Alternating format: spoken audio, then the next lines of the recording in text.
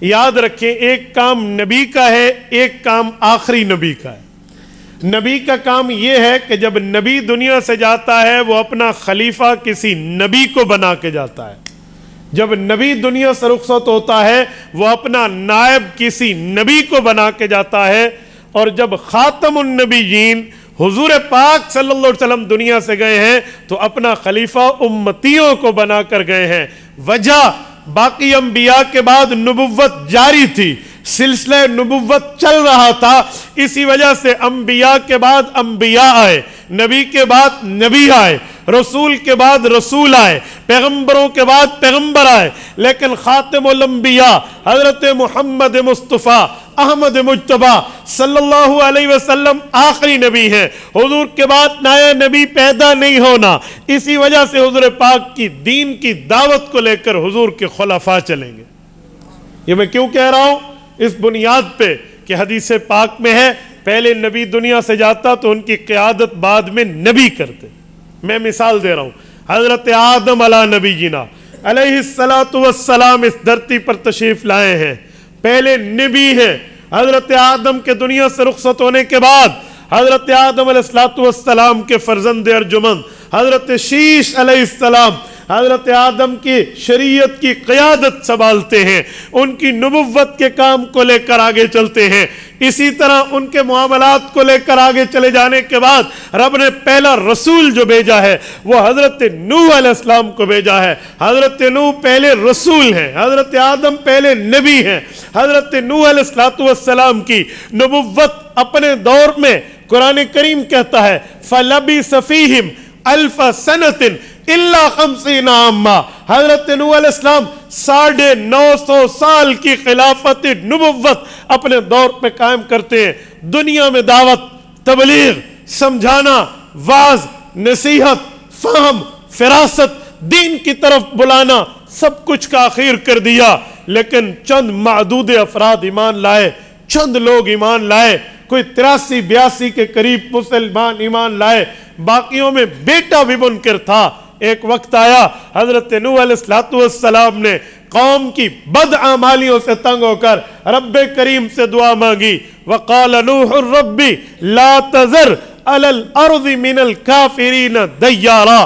مولا بس ہو گئی ہماری، میں نے 9 صدیاں انہیں تبلیغ کی ہے، انی دعوتہم، اے اللہ میں نے انہیں بلایا ہے، قومی لیلا و نہارا، نہ میں نے دن دیکھا نہ میں نے رات دیکھی، وَأَسْرَرْتُ لَهُمْ إِسْرَارًا، میں نے انہیں آسانی سے انہیں چھپا کر بھی بات کی، أَعْلَنْتُ لَهُمْ، واضح اعلان میں بھی بات کی، خفیہ بھی کہا، اعلانیہ بھی کہا، دن میں بھی کہا، رات میں بھی کہا، پر یہ قوم نہیں مانی۔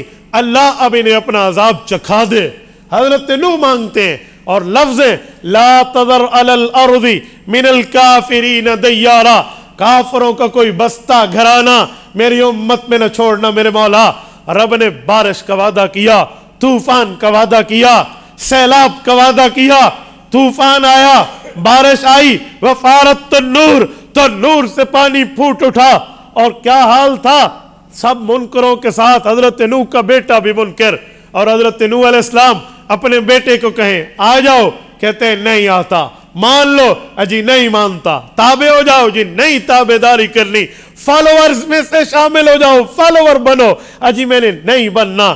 حضرت نوح کی فکر بڑھی، رب کریم نے فرمایا یا نوح، اے نوح فیصلہ ہو گیا، انہو لیس من اہلک، یہ تیرے متبعین میں نہیں ہے، یہ تیرے ماننے والوں میں نہیں ہے، انہیں چھوڑ دو، انہو عمل غیر صالح، یہ نیک نہیں ہے، اس کی نیکی اس کے کام آتی، یہ بات مانتا، یہ تو منکر، یہ تو اسلام سے باہر، اس کی فکر چھوڑو۔ قرآن کہتے فحال بینہم الموج، ایک دریا کی روانی کی طوفانی اس کی طرف اٹھی، فکان من المغرقین، مغرق ہو گیا، ختم معاملہ۔ اور حضرت نوح کی نبوت چلی، ان کے بعد ایک سلسلہ نبوات ہے، حضرت ابراہیم علیہ السلام ہے، تو ان کا بیٹا حضرت اسحاق ہے، ان کے بیٹے حضرت اسماعیل ہے، نبوت چلی ہے۔ حضرت اسحاق کے بیٹے حضرت یعقوب ہے، حضرت یعقوب کے بیٹے حضرت یوسف ہیں، یوں سلسلہ چلا۔ حضرت موسیٰ علیہ السلام ہیں، حضرت زکریا ہیں، ان کے بیٹے حضرت یحییٰ ہیں، حضرت دانیال ہیں، حضرت شمویل ہیں، حضرت حزقیل ہیں، اور یوں چلتا چلتا حضرت موسیٰ تک۔ حضرت موسیٰ نے مانگا میرے مولا ہارون اخی اشدد بہ ازری، میرے مولا فرعون سے مقابلہ، فرعون کے پاس جانا، گفتگو، بات، ہو سکتا ہے کچھ معاملے میں ضرورت پڑے۔ ہارون اخی، میرے بھائی حضرت ہارون ابن عمران میرے بھائی ہیں، اشدد بہ ازری واشرکہ فی امری، اس کے ذریعے میری کمر مضبوط کرے اور اسے نبوت عطا کرے میرے مولا، کئی نسبحک کثیرا، ہم دونوں مل کے آپ کی تسبیح کریں گے، ونذکرک کثیرا، اور اجتماعی سطح پہ آپ کا ذکر کریں گے۔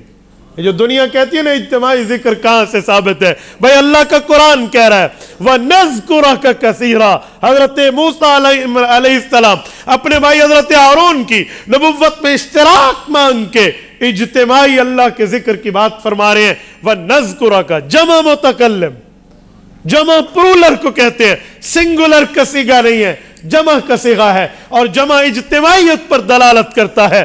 وَنَذْكُرَكَ كَثِيرًا، میرے مولا ہم اکٹھے ہو کے آپ کی یاد کریں گے، آپ کا ذکر کریں گے، آپ کی تسبیح کریں گے۔ اللہ ہارون کو نبوت دے۔ اللہ نے فرمایا وَلَقَدْ مَنَنَّا عَلَيْكَ مَرَّةً أُخْرَى، اے موسیٰ میں نے معجزات دی ہے، نبوت دی ہے، پہلا احسان، اب ہارون کو نبی بنا رہا ہوں، دوسرا احسان۔ نبوت دی، دونوں گئے فرعون کے پاس، اس کی قسمت بد قسمتی تھی، ایمان نہ لایا۔ میری بات کا مطلب انبیاء کے ساتھ معاملہ یوں چلتا رہا، اور جب حضرت موسیٰ دنیا سے گئے اپنا نائب کسے چھوڑا؟ سیدنا یوشع بن نون علیہ السلام کو۔ حضرت یوشع بن نون کون ہے؟ حضرت موسیٰ کے ویسے صحابی ہیں جیسے حضور پاک علیہ السلام کے حضرت ابوبکر صدیق رضی اللہ عنہ ہیں، لیکن حضرت موسیٰ کے بعد نبوت ختم نہیں تھی۔ حضرت موسیٰ علیہ السلام کے بعد نبوت کا سلسلہ جاری تھا، بالکل حضرت موسیٰ کی نبوت کے بعد نبوات باقی انبیاء چل رہی تھی، تو حضرت یوشع کو نبی بنایا گیا، جنہوں نے حضرت موسیٰ علیہ السلام کے کام کو سنبھالا اور امت کی قیادت کی۔ یوں سلسلہ چلتا رہا۔ بنی اسرائیل میں جو آخری نبی ہیں، خاتم انبیاء بنی اسرائیل، حضرت عیسیٰ علیہ السلام ہے۔ حضرت عیسیٰ علیہ السلام مبعوث ہوتے ہیں، یہ نبوت کا سلسلہ یہاں پر بند ہو گیا بنی اسرائیل میں۔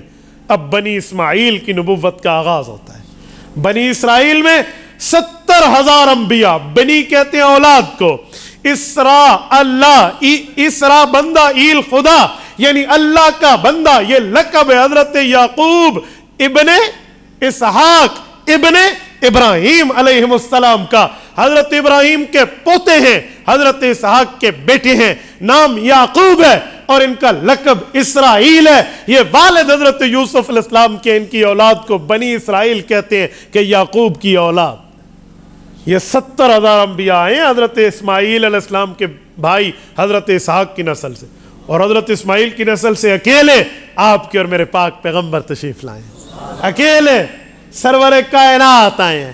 رسالت مآب بنی اسماعیل میں تنہا، بنی اسرائیل میں یکتا، بنی اسرائیل میں اکیلے حضرت رسول اللہ صلی اللہ علیہ وسلم آئے ہیں، اور خاتم الانبیاء امام الانبیاء بن کے آئے ہیں۔